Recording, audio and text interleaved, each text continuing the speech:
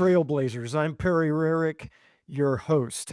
The purpose of this interview series is to share with you interesting discussions I have with trailblazing thought leaders. They're innovative, thought provoking, and they're not afraid to challenge the status quo when it means it could lead to some positive change. My guest today is my friend and colleague, Trisha Glad. She is the director of content production at Life Science Connect. It's a network of life science communities dedicated to a better way of connecting professionals and suppliers to advance the pace of research, development, manufacturing, and the use of life science innovations. So, Trish is an expert at content marketing with an emphasis on content. We have worked together. I tried to go back in time, Trish. I think 15 years we've been working together. You served as the editor of Bioprocess Online and Pharmaceutical Online, initially one of the many life sciences communities we have. You were the first custom content creator in our organization, and you helped define what that role means in true trailblazer fashion. And you now lead a team of creatives who develop content strategies and the content itself for Life Science Connect solution providers to help them better engage prospects as they navigate the complex buyer's journey. Welcome to the Trailblazers, Trish. Hi, Perry. Thanks so much for having me. Looking forward to the conversation. Me too. I think this is going to be great. So when we first started working together, one of our first joint things that we did was we went to a bio conference. It was down in near UNC Chapel Hill in North Carolina. And we had the honor of meeting a Nobel laureate, Dr. Professor Oliver Smithies, and it was such a treat. He received, I hate to say win, you earn. He was awarded the Nobel Prize in Medicine, and he really came up with some clever, very scientific things that I can't really explain very well. But it was a very inspiring talk, and we had a chance to meet him afterwards. You blogged about it. We found it on Bioprocess Online, and you sent it to me, and I enjoyed reading it. And it's as relevant today as it was then. It's an example of what a great writer you are, of creator. So thank you for reminding me of that experience. It was really great. Yeah, that was a great experience, and I appreciate all the kind words very much. Okay, so we're going to be talking about content marketing. And content marketing, of course, is creating content marketing, but it's a lot more, and we're going to cover a lot of that ground. But I thought it would be helpful. I know when I talk about content marketing with folks, if I ask 5 people, and I've said this before, if I ask 5 people, I get 10 different answers. So, and they're all right. It's evolving, and they're all correct in how they use it. So, I thought we could start there. How do you define content marketing, and why is it so important to connecting people in these very complex B2B relationships? You're absolutely right, Perry. There are a lot of different ways you could explain content marketing. I would say, in a nutshell, content marketing is a strategy to build brand awareness and to reach your target audience, through effective and consistent content creation. With B2B, this is especially difficult because there's limited time, there's multiple stakeholders, and there's a lot of competition. So it can be really hard to sustain long-term profitable relationships with your customers. Using content, though, that allows you to reach them in different formats and in different ways with different messages consistently as they're making their way through a purchase. So it increases your ability to convert interest and need to a sale. So you said, so it's challenging, and those conditions you describe in itself, those in themselves are very challenging. Multiple stakeholders, this very complex buyer's journey. But what are some of the things now, turning ourselves internally to the to the solution provider who's trying to do content marketing? What are some of the challenges? Why is it so difficult? Well, there are a lot of elements to creating a content strategy, a lot of things you need to take into consideration. First, you need to really have a deep understanding of your target audience's pain points and priorities, the themes that are relevant to their business outcomes, the topics that will sustain their attention and provide them the actionable information they need to overcome their business challenges. You need to make sure that the content you're providing is diverse in format and in length, that it maintains a buyer's journey balance. And you also have to have internal writing expertise. So this can be very, very complex task to execute, especially if it's not your priority or your main job function. And so giving it the attention and the expertise that it needs is not something that a lot of businesses have the ability to do, and content will often take a back seat. So you lead a team of creatives, writers, people who are just you, along with them, are experts, and you do this for the solution providers who are looking to engage customers on the Life Science Connect communities. And you have a formula, maybe a framework would be a better way to. There's like 6 elements to a framework. Can you walk us through those in how you approach this effort that you help them with? So first we want to understand who their target audience is. This is what we'll call the personas that they're targeting or that they want to reach with their content. So what are those job functions? What are those job titles? What are the challenges that they're experiencing in their daily role that the company we're working with is going to help them overcome? So once we understand who their target audience is, who their pain points are, what their pain points are, and their priorities, we want to then outline what our customers want to achieve when they're talking to them through their content. So, what are the key takeaways? What do they need to know about your business, and how can you help them? Next thing we'll do is we'll look at their existing content portfolio to identify what are the gaps in your portfolio that are preventing you from achieving this with those target readers.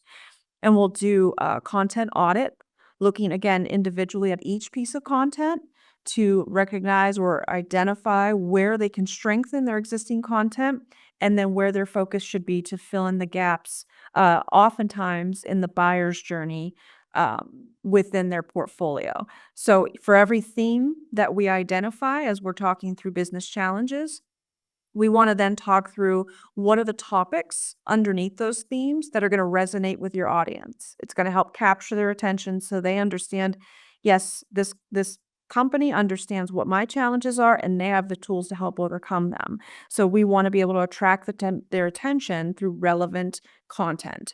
And so then we'll start working with them. A lot of times as well, we have to do some education around buyer's journey. That is the methodology that we base all content creation on here at Life Science Connect. And so we'll talk through the early stage where we want to simply provide thought leadership or business insights. Middle stage, which is we're going to continue to do that, but then we're going to start to introduce solutions. And then late stage, where it's going to be very highly promotional, more so like traditional marketing, we're going to talk about your knowledge, your expertise, and capabilities. And so once we have identified their target persona, themes and topics, and gaps, we'll start to develop a content strategy or a content plan for them to execute content moving forward and where our focus should be as their content creators. Okay, so now I have a written strategy and I'm reviewing this and I want to make sure that it's good. What are some critical components that I should see in a written content strategy? Yeah. So first and foremost, what you're going to want to make sure is that it not only meets your business outcomes, but also your reader needs. A lot of clients will get caught up in talking about themselves, and that's not the intent or the sole intent of a content strategy, right? So you want to make sure that you're going to be able to provide your readers or your target personas with the actionable information they need to overcome their challenges. You're also going to want to make sure that there's diversity in your content strategy. So, diversity in format, in diversity in topic, and diversity in length. Readers have a wide range of consumption preferences. So you don't want to have an entire strategy of long form articles or an entire strategy full of video. Diversity in length, again, some readers have time for a long form article, others don't. And topic, of course. Topic can be diverse unless you have specific marketing outcomes that you want to achieve over the course of a specific timeline. So your content strategy may focus on your regulatory expertise initially, and you may focus on topics that will talk about the challenges that your readers are facing and when it comes to compliance and how you can help overcome them. So again, this is going to evolve over time as your marketing outcomes change and as business changes. So a content strategy is going to be flexible and it's going to be diverse and it's of course going to be consistent. You have to consistently provide content to your readers. The buying process is a long process and they want to be able to have the information they need as they're going through it to help them understand what their next steps should be. And you want your name or your business top of mind throughout that entire journey. Super advice. That's really good. And I would just add that I love how you speak about this because you've got hundreds of cycles at doing this. This really works, how you're explaining this, and those are critical. I want to go back to something you said in that last answer. Topics. You want to make sure your topics are relevant to your target audience. And that seems to be a little elusive for solution providers, marketers. It's one of the most common questions I get when I speak to marketers is, what should I write about? What should I create content about? What are some best practices that you've discovered that work well in trying to determine what those topics should be? You're absolutely right, Perry. Topics are often a bottleneck when it comes to content creation, and it's one of the areas where our customers often struggle the most in identifying what topics are even going to resonate with readers, what's going to get them to engage with the content so that they can really learn about my company. So when they're working with us, we have three ways that, or three tools that we use to help identify effective topics. The first one is our internal knowledge, right? We have an internal team of writers who have experience and expertise in the industry, writing for a wide range of customers and spending their daily role learning about the industry and what's trending and the challenges that our readers are facing, right? So the second element would then be engagement data. What are readers interacting with? So we have our belief of what they're interacting with, and then we have the data to really support that belief or to, point us in a different direction. And then the third would be, what are your competitors covering? So for every topic that your competitors are covering, you want to make sure your name is in the mix too. So those would be the three areas that we will focus on when it comes to topic development and identifying where should our companies or our clients start with content creation. Excellent. Great advice. One of the things I've heard you talk about. So earlier, you said a lot of this work you do with clients is educating them on the complex buyer's journey, educating them on the importance of that early buyer's journey content, that thought leadership content. Another one I've always heard you talk about and evangelize is the importance of having a subject matter expert author the content. Why is that so important? You're absolutely right, Perry. Subject matter experts are a critical part of this. People want to work with people, right? They don't want to work with just a company name. They want to be able to connect with your experts, understand who do you have in-house that can guide them to help them overcome their challenges? What is your culture like? And how is your expertise different from your competitors? It really gives them that intimate knowledge of your company and the people within it. So important. It People kind of overlook that, and they want to put, the author is the company name, and which means nothing to someone who may not know you. And so important. Somebody I had interviewed not long ago said, "People don't want to take calls from people they don't know." And it's surprising how an author of good content resonates with a buyer and they feel like they know them. So, just great advice. Great advice. Okay. So, I just want to, final question. And this is, we want to direct this towards like a small to mid sized organization, somebody who works in the B2B solution provider space in this complex life sciences market.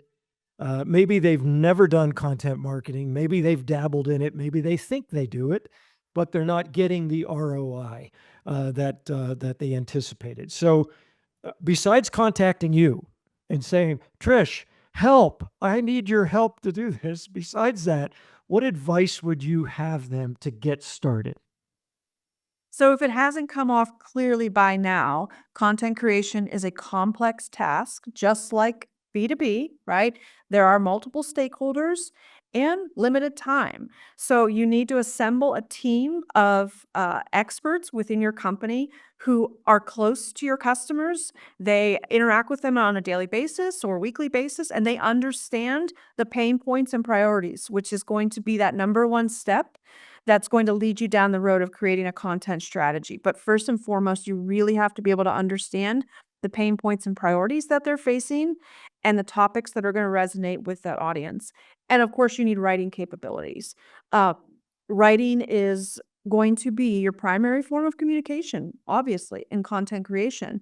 And so you need to have effective writers who really provide that message clearly and succinctly in whatever format or length that you have identified for that specific piece of content. So that's not all going to be in one person. So, first and foremost, again, assemble a team that's going to lead you down the path of creating your effective content strategy.